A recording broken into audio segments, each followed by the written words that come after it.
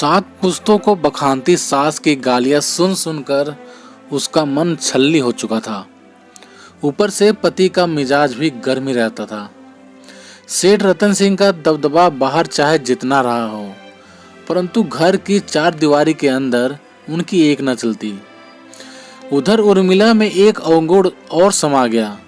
शादी को 5 वर्ष हो गए, किंतु वो अपनी सास को अब तक दादी नहीं बना पाई।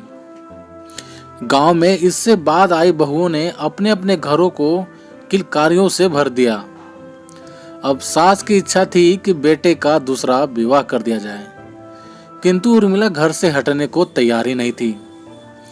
सेठ रतन सिंह कुछ दिनों के लिए कहीं बाहर गए थे। एक दिन सास ने उर्मिला को सुनाते हुए बेटे से कहा, रघुवीर बहुत दिनों से बहू कहीं गई नहीं है, उसका मन भी बाहर घूमने फिरने को करता होगा। कहीं और नहीं तो जाकर गंगा स्नान ही करा लाओ। माँ के कहने और बेटे के मान लेने में जो प्यार झलक रहा था, वह उर्मिला के लिए किसी आश्चर्य से कम नहीं था। उसे थोड़ी शंका हुई।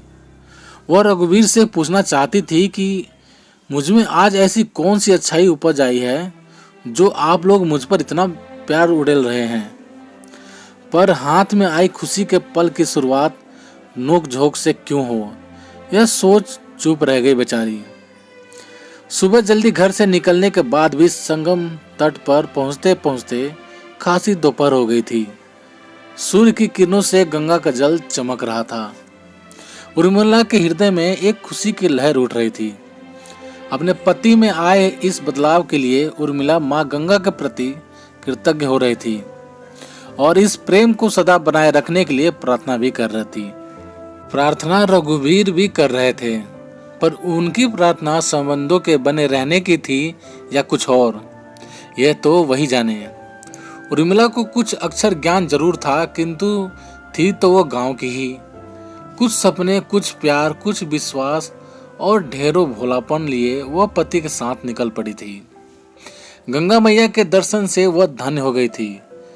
रघुवीर उसे घुमाते फिराते उसके विश्वास को जीतते आराम से आगे बढ़ रहे थे। शाम धुंधला रही थी, किंतु उन्हें कोई जल्दी नहीं थी, और जब पति साथ में है तो उर्मिला को भी शाम होने या रात होने की चिंता नहीं थी। दर्शन आदि के बाद जब रघुवीर उर्मिला को लेकर बांध पर आकर खड़े हुए, तब शाम गहरा कर रात में तब्दील हो रही थी। बांध पर बने एकाध छोटे मोटे मंदिरों के सामने कुछ पुरुष मंडली बैठी थी, जिनमें अधिकांश तो पंडे थे, कुछ एक मल्लाह भी थे। थोड़ी दूर साधुओं का झुंड भी था। साधुओं के पास ही कुछ लड़के ताश खेल रहे थे। पूजा सामग्री आदि बेचने की जो 2-4 दुकानें आसपास थीं, वे भी समेटी जा रही थी। रघुवीर सिंह ने उर्मिला से कहा, आज हम लोग यहीं रुकेंगे, कल इलाहाबाद शहर घूम फिर कर फिर चलेंगे। लेकिन रुकेंगे कहाँ? उर्मिला ने शंका व्यक्त की। तुम चिंता मत करो, मैं कुछ व्यवस्था करता हूँ। चारों ओर नजर दौड़ाकर रघुवीर सिंह ने कहा, यहाँ इस मंदिर के पीछे बांध से थोड़ा नीचे शायद एक धर्मशाला है, तुम यहीं रुको, मैं पता करके आता हूँ। 8-10 कदम आगे बढ़कर रघुवीर सिंह अचानक फिर लौट पड़े। धीरे से पत्नी के कान में कुछ बोले। उर्मिला ने गले की चेन, कान की बूंदे आदि जो कुछ भी आभूषण शरीर पर था, उन्हें उतारकर पति के हवाले कर दिया। रघुवीर सिंह धर्मशाला का पता लगाने बांध से नीचे उतरे। उर्मिला वहीं खड़े पति का इंतजार करने लगी। समय बीतने लगा।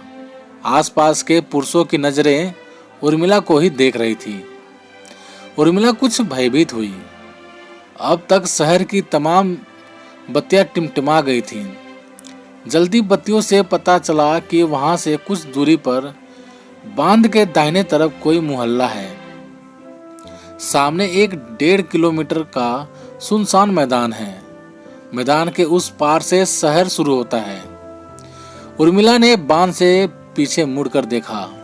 पीछे दूर तक घनघोर अंधेरा।